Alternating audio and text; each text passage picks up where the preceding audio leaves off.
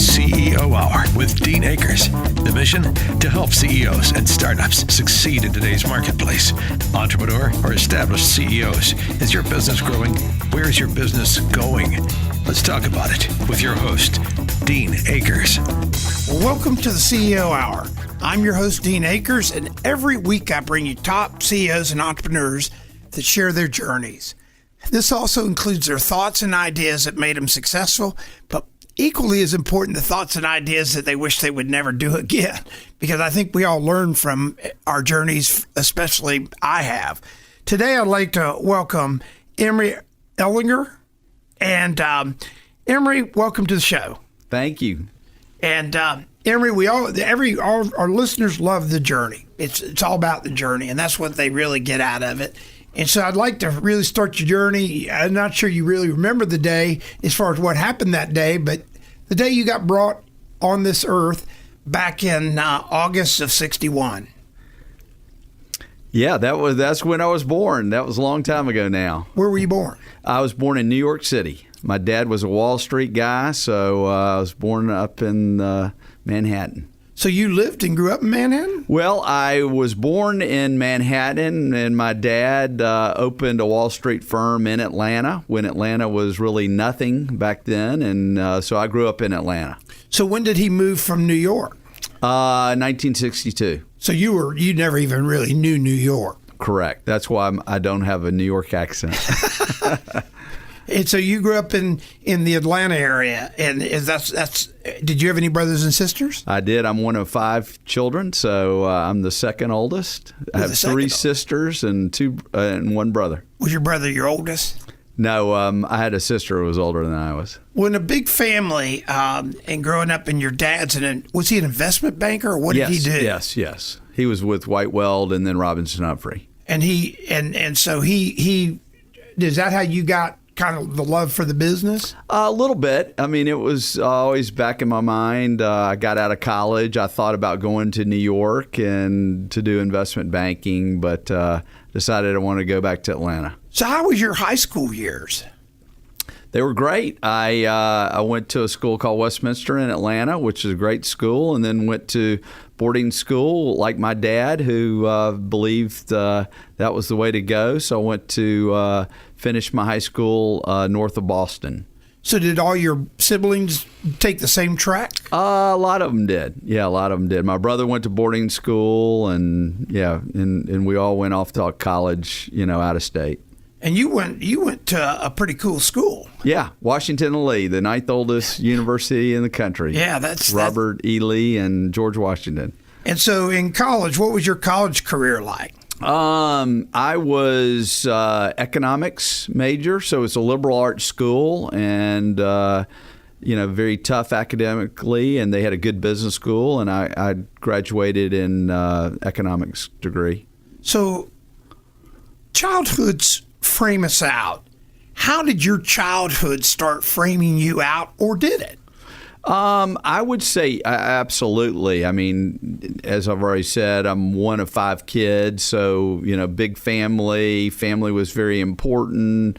Loved sports. I played hockey, baseball, basketball, track and field, wrestling. I did so many different sports. I was really, in my high school years, really into that. When I went to Brooks in the boarding school in New England, that's when I really got more passionate about learning. It was a great school, had great teachers, and anyway, so that did frame me out. Well, they take learning seriously there, I'm guessing. They do. I had a Spanish teacher on one end of the hall that I lived on, and an English teacher on the other. So they were, the teachers most of them lived on campus, and that was everything to them. So did you learn Spanish then?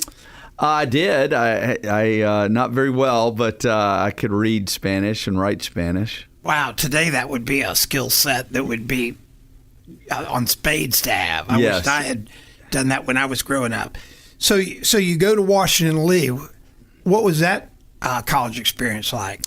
Oh, it's exceptional. It's in the Shenandoah Valley in Virginia. It's probably one of the prettiest, campuses in the country. So you have mountains that you're looking at. You've got the history of Robert E. Lee being the president of the university. They have a very, very strong honor code and speaking tradition at Washington and Lee. So, it was all about politeness, courtesy, manners, being true to your word, and a very tough academic school. So I learned a lot. I was very much sharpened at W&L, and I took a couple leadership positions. I think that really helped me. I was president of my fraternity. I was president of the Interfraternity Council, and anyway, so I think that really helped me, kind of bud as a leader.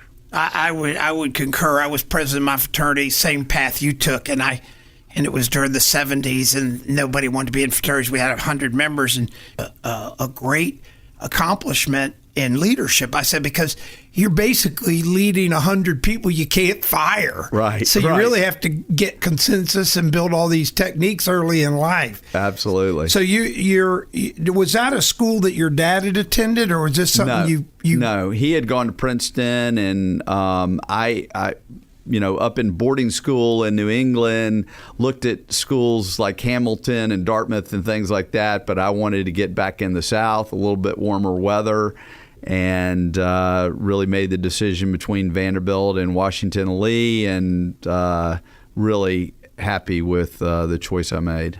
Well, it sounds like that, the reason we start off at birth and we look at, what parents do and stuff, it sounds like you had some DNA in your blood for school, and it sounds like your dad was pretty sharp. Yeah, he went to Culver and then to Princeton and then to Columbia Business School, which was the feeder for Wall Street. And he had a blue chip track. I had almost a blue chip track. Yeah, so it was very important to my parents.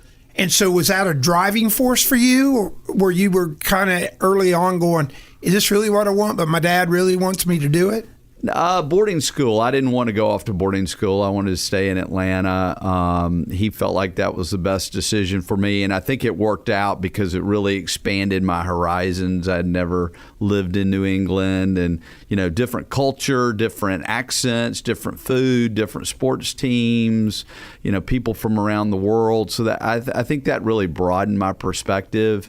And then going to Washington Lee was, good. I mean, it was a challenging economic, or academic environment, and then I got into business. I went into banking. So you graduate. You flip your tassel. Do you go through all the recruiting junk, or do you? Yes. Didn't really know what I wanted to do. Thought about going to New York, as I said a minute ago, in investment banking. I saw some of my friends. They were making tons of money, but they lived in these little apartments in New York. And I said, you know what? I like to run, play tennis, jog, golf, be outside. So I ended up going back to Atlanta. I really wanted to work for IBM. IBM was the number one place to work when I got out of college. I got a job, unfortunately, later at IBM, or I would have taken the IBM job. But I worked for Bank South in Atlanta. I went through the management training program, which was, great training and really a good place to start. So you make that trek from New England to Central. So Washington Lee's in Virginia, isn't it? That's correct, on the west part of Virginia. So you were working your way back down to Atlanta. Yeah, exactly. Atlanta back.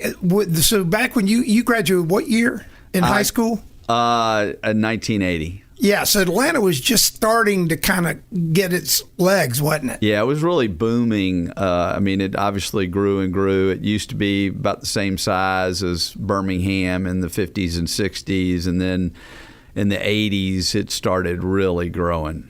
So you go to work for a bank right out of college.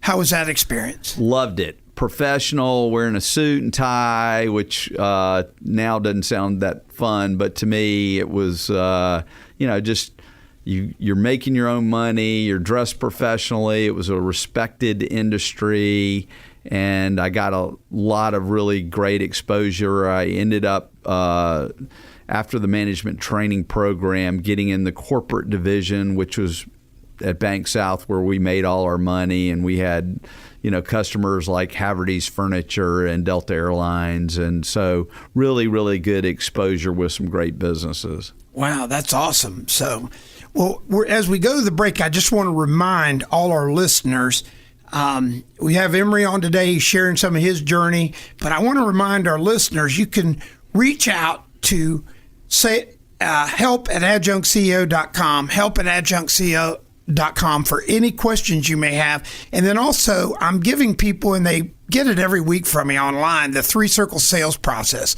So just reach out to me at help at adjunctceo.com. Emery, any more comments on Washington Lee? Just one of the really unique places, historic places. My sons ended up going there, and I remember my son saying, I was showing him where, Robert E. Lee was buried in the chapel, and then Lee Chapel is, looking at Washington Hall. The mascot is the generals, General Lee and General Washington, and just a really neat historic spot that a lot of things happened. Well, that's so awesome. So we'll be right back after this break. The CEO Hour with your host, Dean Akers. Connect with Dean at deanakers.com. We'll be right back. So, you're a tech startup. You're working hard, trying to make it happen with big ideas, big dreams, and a small budget. You need to connect with people in the same boat. Now is the time to join the early stage startup group, the Innovation Center, an incubator for early stage tech firms. You can find them at tbinnovates.com. Now operating for over 14 years, the Innovation Center is a regional, national, and internationally known success story, continuing to generate momentum in Pinellas County. Twice, the Innovation Center has won the Tampa Bay Technology Forum's Excellence in Service Award and has been recognized by Entrepreneur.com as a top 10 international business incubator. And now, Tech Garage, a technology and entrepreneurship center, has joined forces with the Innovation Center to provide a co-working program in downtown St. Petersburg. Connect with the startup community. Connect with the Innovation Center. Go to tbinnovates.com. That's tbinnovates.com. And tell them the Adjunct CEO sent you. If you're a CEO or organizational leader looking to expand your business, join the CEO Council, where you'll meet and exchange ideas with fellow CEOs without the pressures of a sales network environment. You can join today by sending an email to application@adjunctceo.com. The CEO Council is comprised of over 220 fantastic local business leaders you'll be able to learn from because they walk in your shoes every day. When you become a member of the CEO Council, you'll have an opportunity to build trusted relationships during the roundtable meetings, share your triumphs, vet ideas, and work through business challenges with peers who can provide real-world business solutions. The CEO Council offers opportunities to hear from world-renowned speakers that inspire ideas to help members grow as both leaders and individuals. Join the CEO Council. Request your CEO Council membership application today at adjunctceo.com or by sending email to application@adjunctceo.com. That's application@adjunctceo.com. Helping your business succeed in today's marketplace. Welcome back to the CEO Hour with Dean Akers. Well, welcome back to segment 2 of the CEO Hour. I'm your host, Dean Akers, bringing you top CEOs and entrepreneurs each week that share their journeys. This week we have Emery Ellinger here sharing his journey. And we went to the break. Emery was sharing his journey back to the Atlanta area and Bank of South. So now you're with the bank, Emery. And how's that working out? Well, it was wonderful. We had 20 people on our management training program, from great schools all around, mainly the South, and very sharp folks. And we went to different divisions within the bank, retail, investment banking, et cetera. So you got exposure to each of the different areas in the bank. And the goal was to train you and also find a right fit for you within the bank once you got off the year-long program.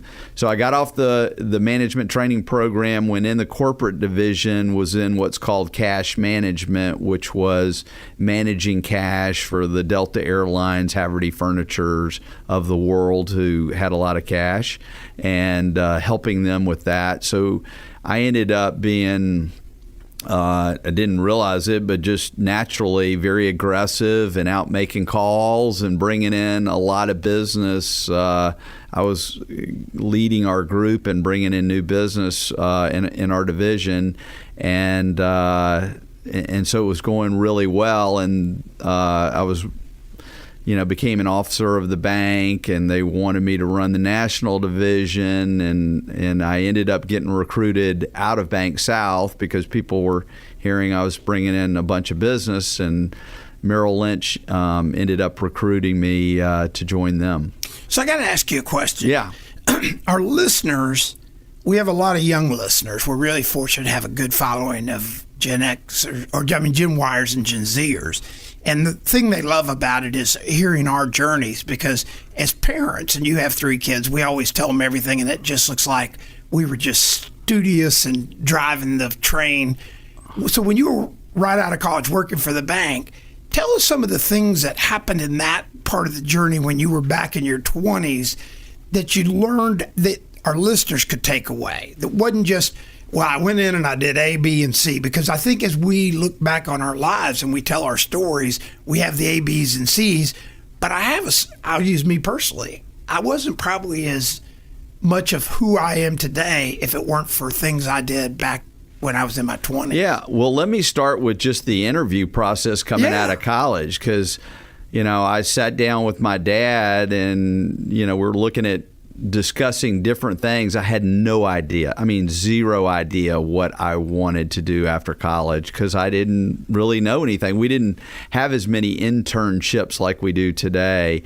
And so I remember sitting in the living room with my dad, and I was going to interview with all the big banks in Atlanta, and we had the trust company, which is SunTrust, and Bank South and others. And he's like, tell them you want to be a corporate lender. And I was like, why would I don't even know what a corporate lender is. He's like, well, that's where they make all their money, and those guys end up usually being the head of the banks. But I laugh. I can remember my dad giving me this advice, and I'm like, one, that's a lie. I don't know anything about being a corporate lender, but it's kind of funny looking, back. I literally had no idea. And then I got in. The nice thing about the management training program was you got to work in the different departments. So they're choosing you and you're choosing them. And I ended up in the corporate division, which, again, was where the bank really made all their money, at least this bank. And so that was, I worked hard. I got a nice job in the corporate division, and, and then all of a sudden Merrill Lynch started knocking. And one of the things going back is we had 25% of the corporate market share in Atlanta. Think about that. Wow. I mean, we were the 4th largest bank in Georgia, but we had 25% of the corporate market. And I was a year out of college. I said, somebody's going to buy us. This is when all the banks were consolidating. I think I read a research report. It said these 20,000 banks will be down to 9 or 10,000. I think they're down to a few thousand now. But the point of that was I didn't know a lot, but I knew we were probably going to get acquired by one of the big guys, and we ultimately did. And the two things that stood out was, one, we're going to get acquired, and I may not have a job. And two was, how do I get to be the CEO of the bank? It's going to take me 30 or 40 years, and there's a lot. I learned there was a lot of politics and a lot of jockeying, and that wasn't my style. So for a couple of those reasons, I knew long term I wasn't going to be a banker. So how did Merrill Lynch hook up with you, or how did you even get on their radar? Yeah, I had a couple of friends that worked at Merrill Lynch, and one of them just said, do you want to talk to the manager of the downtown Merrill Lynch office? And I knew he was doing really well, and he really was trying to convince me to come talk to him, and I went and talked to him, and Merrill Lynch was at the time one of the leading investment banking firms in the world. They had a really great reputation. This is before they went down. So they called them Mother Merrill. They were, top on Wall Street. And the guy made me a really nice offer, and, I joined them. Was that a big decision? It was a big decision because I liked the banking. It was professional. I liked the people. I was making decent money, but this was a real opportunity for me. I was bringing in a lot of business, but not necessarily getting really paid for that. At Merrill Lynch, you can really, do well. So it was a jump. It was a leap, and I took it and really enjoyed it. And they spent about $100,000 at Merrill Lynch training you up in Princeton, New Jersey. So I got a lot of really good financial training at Bank South and Merrill Lynch, which to this day has been very impactful for me. So you're working at Merrill Lynch. Does it go like you want? Looking back on it, it was very stressful. I didn't realize that at the time. I was what was called on rookie row, meaning I was a rookie. I had a sales manager that said, you need to talk to 50 people a day. And I was cold calling the CEO of Delta Airlines and other people, and they didn't want to hear from me. And it was very challenging, to try to build a business by cold calling. And no, I didn't like cold calling at all. I did it and was somewhat successful at it. So you're living in Atlanta. You have this great career kind of trekking along. How in the world did you have enough time for your personal life? Well, I was working very hard at Merrill Lynch. I mean, we were getting in at 7:30 and going home at 7:30. And so I was working, I was a young single guy in Atlanta. And so the weekends were your social time. I like to work out a lot, but I was working very hard. That's why I said, looking back on it, I didn't realize how stressful that work environment was. So how are you, or where are you, when this lovely young lady comes in your life, Miss Birchie? Well, when Miss Birchie, I had left Merrill Lynch. I'd actually started a direct marketing company, direct mail marketing. And so I was probably a year or so into that. What I realized at Bank South and Merrill Lynch, these are big companies. It's political. It's cutthroat. And I just realized I was an entrepreneur. I didn't know what that word meant, but I just realized the big corporate life was not meant for me. And I started a direct marketing company at age 26. I did what every single, person wants to do, is move back in with mom and dad, and made me highly desirable. But that was the only way I could afford to start, this company. And then I met Birchie. Wow. Okay, so that's a story for our listeners. You're working in corporate America. You've got kind of a good job. Right. If you went back to your college reunion and said, I'm working here now, everybody go, wow, you did okay. You make that leap and start a marketing company from essentially, I'm going to bet, scratch. Yes, absolutely. Tell us about what went on your mind. You said you saw the path was not going to be good in the big world, but what gave you the guts to do that? Well, a little bit of a winding story. My big boss at Bank South had been working at a direct marketing company, and he wanted to start one. So he started a direct marketing company, and he hired like my best friend in the bank to join him as a partner. And, my best friend, same age, on the training program with me at Bank South, he's telling me about this. He's got the company car. He's got stock. And I'm like, I got to do this too. And so I joined them as, like a third partner. And I moved to Richmond, Virginia, and the senior guy who was so good to us, and he had some Well, let me say this. We're going to come back into segment 3, and I want to hear about that part of the journey. Helping established CEOs and entrepreneurs. Connect with Dean at deanakers.com. The CEO Hour continues in a moment. Helping to navigate today's marketplace for startups and mainstays. Welcome back to the CEO Hour with Dean Akers. Well, welcome back to segment 3. Again, I'm your host, Dean Akers, bringing you top CEOs and entrepreneurs each week as they share their journey. This week we have Emery Ellinger, and I got to tell you, as we went to the break, we had kind of a quick go to break, but we are right in the middle of his transition. Now, when Emery sat down, Emery was telling us about all this banking, Merrill Lynch, big bank, blah, blah, blah, blah, blah, and all of a sudden he makes the leap. This is why he's on the show, by the way. This is why you listen to this show. It's not about the careers of the big banks and the successes that you have by moving office to office. It's about the guys that take the leap of faith and give up the security blanket, and they've had this great education. Emery, you did it, didn't you, buddy? I did. I didn't know we were going to get to this part of the story. Oh, yeah, we're going there.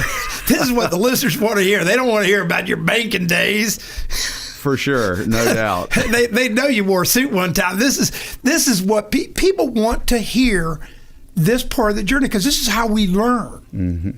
So come on, tell me about this part of the journey. Okay, so now I'm in Atlanta, and I'm jealous of my, Bank South training partner who's got the company car, and he's an equity owner, and he's up in Richmond with his new wife, and so I talked them into, me joining, and so I join. And I don't know anything about direct marketing. I move out of Atlanta, I moved to Richmond, and we're up there for probably 45 days, and things are really rocky. The senior guy needs money to fund the company because we're not making any money yet, and the company cars and our salaries are, not real expensive, but expensive when you're not bringing in revenue. And so, long story short, he's having some marital issues, the senior guy. I'm looking at getting money from my grandmother to put it in the business. And I remember my best friend and his wife, and I remember there was one evening, and we're like, the wife said, "You're not putting your grandmother's money in this." And I mean, there was just like, do we trust this guy? We said, no, we don't. We don't think it's going to work.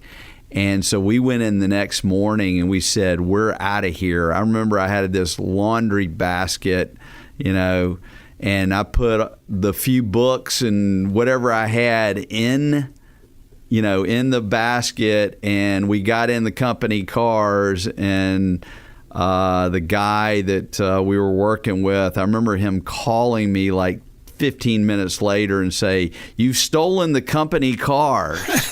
And I was like, my heart was racing. I was like, I've never done anything that would be considered, going to jail. And he's like, "You're going to go to jail if you don't turn those company cars in." So I have sold my car in Atlanta to have this company car. Now I have, my partner and I are driving around in quote unquote stolen cars. So we drop them off, and now I have no car. I've got a laundry bag, basket full of stuff, no job. I mean, it was really depressing. I remember that. I just couldn't even drive around. It was terrible. I could think back of the movie Wizard of Oz, and all I can think of the quote is, "We're a long way from Kansas." Yes, exactly. So this is epic. This is epic. Now this is why our listeners get up at 7 a.m. on Saturday mornings to listen to this, because now you really have to own it. Oh yeah. Now I am, I am going back to Atlanta. I forget how I got back. I don't know if I took a bus. I thought about taking a bus. I don't know. Maybe my friend took me back. I don't know how I got back to Atlanta. I had no car, no wheels. I had, this place in the fan with W&L, I couldn't afford to stay there. I had to get out of my lease. I moved back in with my parents again in Atlanta, and it's like, what do I do? Do I go back to Bank South? Do I go back to Merrill Lynch? This was the big defining decision of which fork in the road do I take. And I remember my dad said, you can start a direct marketing business. Now, you can imagine after 45, 60 days, I've failed, flat on my face. And number two, I know nothing about direct marketing, by the way. That hasn't come up, but I knew nothing about it. So anyway, my dad encourages me to start this marketing company, and I do it. Because I was like, I don't want to go back to the corporate world. That's what I knew I didn't want. So I'll try it. So we get business cards. He takes me in. We get incorporated. I meet the CPA. It's like, okay, we'll incorporate you. I was like, oh, that wasn't really that hard. I mean, you can go online and incorporate. Oh, yeah. So I was like this big mental block that, it's so hard to start a business. You can start a business in 2 minutes. Right. Go online. Get a corporation set up. So that was really helpful, getting those few steps forward. Then I talked the guy that went, was my partner at, he's my friend at Bank South, and then my partner in Richmond. I talked him into joining, and that was really hard because his wife's probably saying, don't do it, don't do it, don't do it, because we had just failed. And ultimately, he joins me, and we start a company called Aberdeen Marketing in Atlanta. Just my dad and my other partner and I, and that's how we started. That's epic. Yeah, that's epic. that's that story of having kind of that Ivy League Boston private school to Washington Lee, which is sort of an Ivy League school, isn't it, or whatever? Well, under Ivy League, but yeah. It's not. I'm not going to call out any other university, but it's definitely a high level school. Going into the banking world, taking that trek where everybody would be at your high school reunion and stuff, go, yeah, that's what you should do. Right. And now you're an entrepreneur. Right. Well, welcome. Yeah. Welcome to the show. Yeah, exactly. So now tell me about that period in Atlanta, because you did that for a number of years, didn't you? Yeah, well, I did. Yeah, I did it for a long time. So I had a girlfriend, not my wife at the time, and I remember she called me an idiot. She goes, "You're so stupid to do this." And I remember I dumped her, and I was like, I am going to show her she is wrong. And then a few months later, I think, at the age of 26, I felt like I was having a heart attack because I think we had $10,000 in receivables and $50,000 or $60,000 in bills, and it was just so much pressure. I was like, I'll never be able to pay this the rest of my life. And so I called an emergency board meeting, that Saturday, and, how are we going to survive? And I remember my other partner, because again, he is newly married. I'm living at home. I don't have the financial pressure that he does. And he decides he's going to work at Domino's Pizza. So he's working at Domino's Pizza at night. At day, he's at the marketing firm. I've moved in with my parents. And so it's no glamorous situation.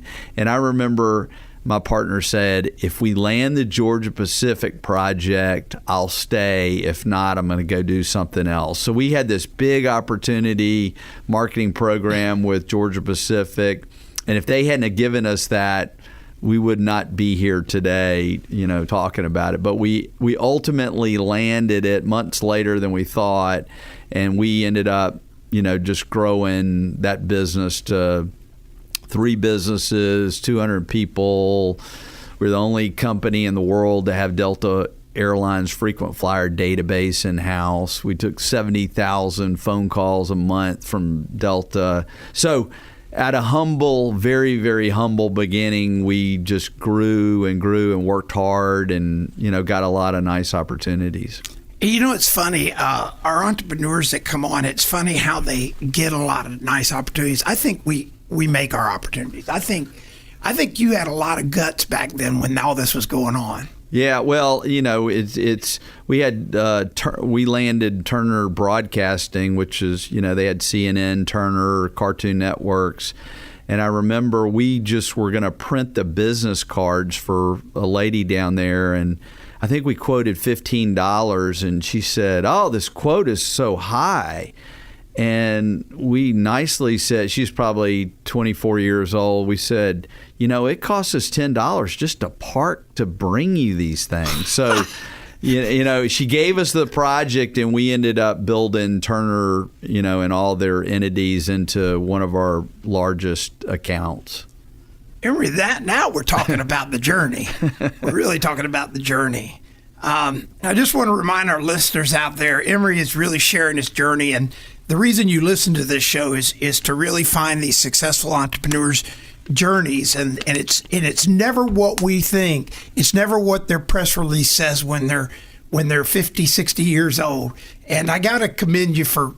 I could tell this was really a pretty cool part of your journey, and at the time. This was pretty, you pulled the covers back a little bit to tell our listeners today. Yeah, I wasn't planning on it. I know. And so, you know, I want to remind our listeners that the free offer for 3 Circle sales process is always available at help@adjunctco.com. That's help@adjunctco.com. And you can always reach out for questions. And if you have questions for Emery, you can reach out and I'll pass them on and we'll get back with you on it. So again, I'm Dean Akers, your host for the CEO Hour, and we'll be right back in 60 seconds. Success never takes the weekend off. Connect with Dean at deanakers.com. The CEO Hour continues in a moment.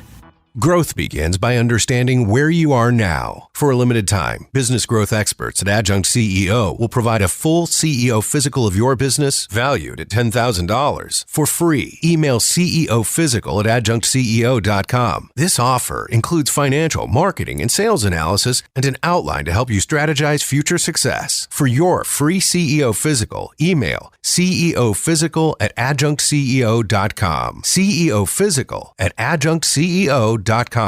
Florida ranks high as a new hub for business growth and innovation. Startups, restarts, and starting over are all part of the new vitality generated as geography and economic opportunity collide. As Florida's entrepreneurial ecosystem grows, many are using Synapse to grow their business. Synapse is a groundbreaking methodology that connects all personas within the innovation economy, utilizing a method that enables all users to progress in meeting their given needs while promoting much-needed community engagement. Never more than now has Florida presented opportunity to be better aligned in business, providing huge potential for greater overall results with strong collaboration and holistic leadership. Synapse is a growth synthesis platform that will allow you to take advantage and flourish in ways you never thought possible as an entrepreneur, as a business, and within the context of community, events, connections, publishing, all with Synapse. See for yourself at synapsefl.com. That's synapsefl.com. Helping your business succeed in today's marketplace.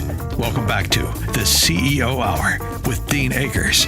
Well, welcome back to the 4th segment of the CEO Hour. Again, I'm your host, Dean Akers, bringing you top CEOs and entrepreneurs that share their journey each week. Emery Ellinger is with us today, and I got to tell you, that 3rd segment was a real opener. He's sharing his journey, and this is the cool part of the show, is where people start becoming vulnerable. So, Emery, tell us about that business that you grew from literally nothing to a very successful business. What happens, and then what gets you to the Tampa Bay area?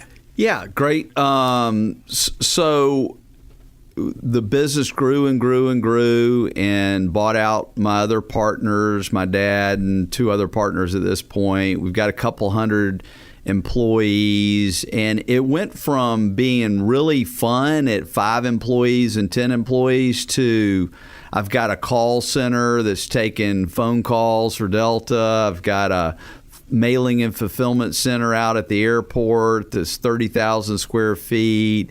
I've got a professional kind of direct marketing agency, which was sort of my, you know, the real heart and soul of our whole enterprise.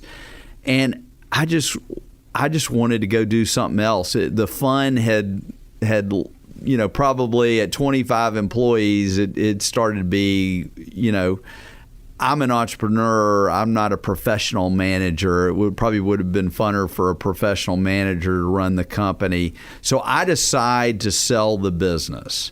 And I end up selling it to a group that's going public, that's putting 5-6 companies like ours together.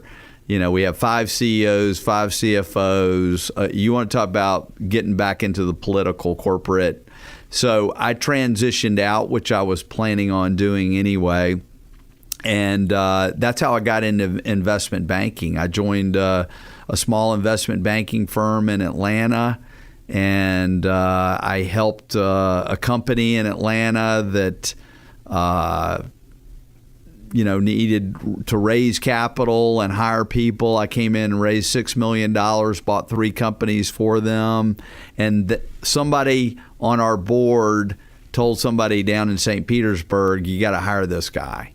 And so I was doing investment banking. I looked at raising capital for a company down in St. Petersburg. And then we raised money, and I ended up, the chairman of the board asked me if I'd run it. And that's how I ended up down in St. Petersburg. Wow. So you moved down here. Now you're married. Yes, I'm married. I have 3 kids. My wife, we had our perfect life. We're in the right schools, country club in Atlanta. Even at the very end, my wife's like, we're not going, we're staying. Because I commuted down here for a year because I was never going to run the company. I was just going to help them raise the capital and build the team. And then the chairman said, hey, will you run the company? And so we did, and we were like, oh, we can always move back to Atlanta. And then we built that company up, sold it off.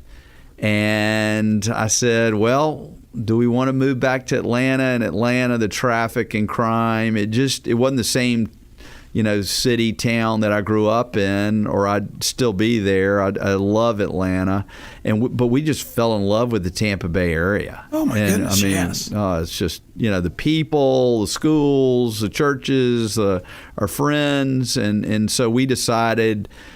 So basically, I had to restart.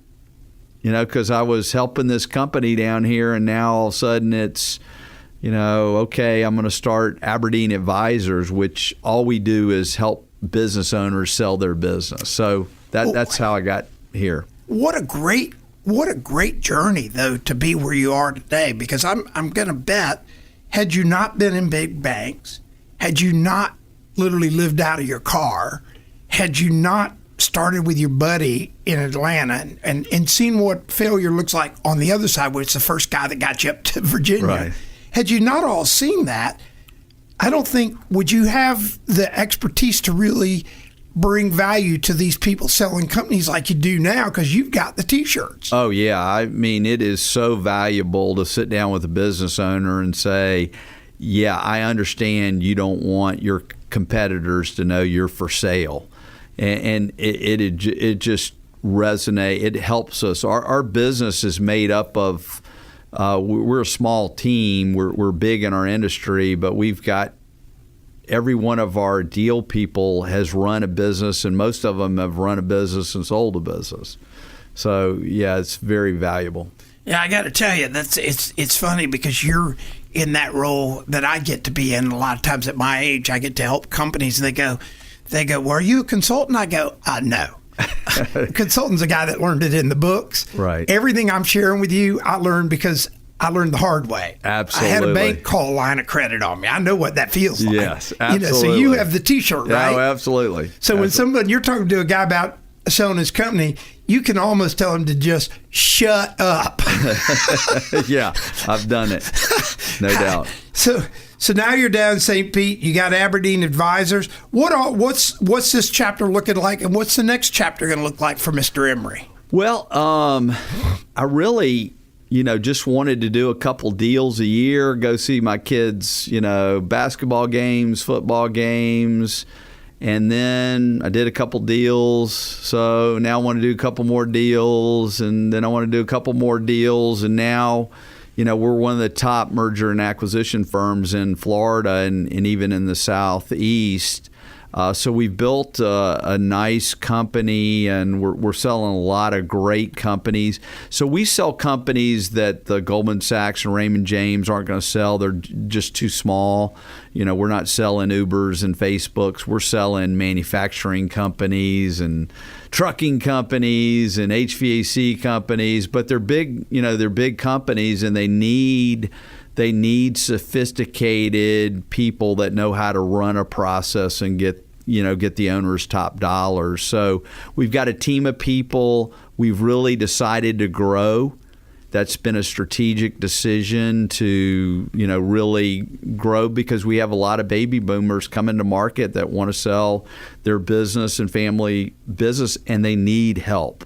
Yeah, they need help. And you've got a big market with the Gen Ys and the Gen Zs coming that are going to look for business opportunities. Right, exactly. And we had a futurist the other day share that the biggest transfers of wealth is happening right now. So absolutely. A lot of people have money. Absolutely. And we're selling to private equity and billionaires. There's never been this much money to buy private companies. So, it's a great time for those people that are interested in selling, but they got to get their business, prepped and ready to sell. Well, Emery, give our listeners one or two points as we close out the show that you would tell them they need to make sure they're doing if they ever want to position their company to sell. The first is get their financials in order. Most of them think their financials in order because they have a CPA that does their tax returns, but they need GAAP accounting that is in really good shape. They need at least 3 good years. So that's number one. Number two would be building a management team that after they leave, there's a team of people that can run the business for the new buyer. And I would say 3 is if they have any customer concentration. We see a lot of businesses that are very successful, but they have 2 or 3 really big clients, and that's going to really impact their valuation. Yeah, I've sold a number of companies, and your advice is spot on. So the listeners out there, if you haven't, we put our podcast up on Monday, and it's the Adjunct CEO Hour. So you'll be able to listen to it again after the Saturday morning show, and you can take the points he's made today, because this has been really valuable. I mean, I can tell you, Emery, for you coming out of the kind of, I'd almost call it marginal blue blood, growing up and making that leap into entrepreneurship, my hat's off to you. Yeah, thank you, Dean. And, our listeners out there, they really appreciate it. Do you have one or two final points you'd like to make before we close out today? Yeah, I would say it was actually harder for me to start Aberdeen Advisors, even after building some companies, and because I had kids that were in private school and going to college, and my expenses were much higher. So it was actually harder to start Aberdeen Advisors than it was my marketing company, because when I was marketing company, I just, I was moving in with my parents, but later in life, I hear a lot of people like, oh, later down the road, I'm going to start my business. I'm like, it gets a lot harder when you have kids and wives and cars and houses and expenses. I have that T-shirt for sure. So again, Emery, I really appreciate you coming on today's show. Yeah, you're welcome. Glad to be it. And I know we peeled the onion back on you, didn't we? More than I expected. Well, that's what it's all about. And again, I want to remind our listeners, each week we bring you a top CEO or entrepreneur, and we do peel the onion back. And that's one of the values. And I know our listeners that reach out to me at help@adjunctceo.com are always telling me that's the real values, peeling the onion back. So, Emery, thanks again for coming on. You're welcome. Glad to be here. And again, I want to remind everybody to reach out to me at help@adjunctceo.com for that free offer, this 3-circle sales process. And also check the Selling Leadership Ninja Show podcast on all the networks. That's my weekly rants I do for about 8 to 13 minutes, 135 countries, thousands of downloads. It's a podcast, and I have tons of viewers that love all the craziness that I do there. So again, thanks for tuning in, and we look forward to meeting you and seeing you or you listening to us next week as we bring you another entrepreneur or successful CEO that shares their journey. Thanks for listening to this CEO Hour with Dean Akers, helping businesses and CEOs succeed in today's marketplace. Receive a free CEO physical when you connect with Dean at deanakers.com. That's deanakers.com. And join us again next week for the CEO Hour with Dean Akers.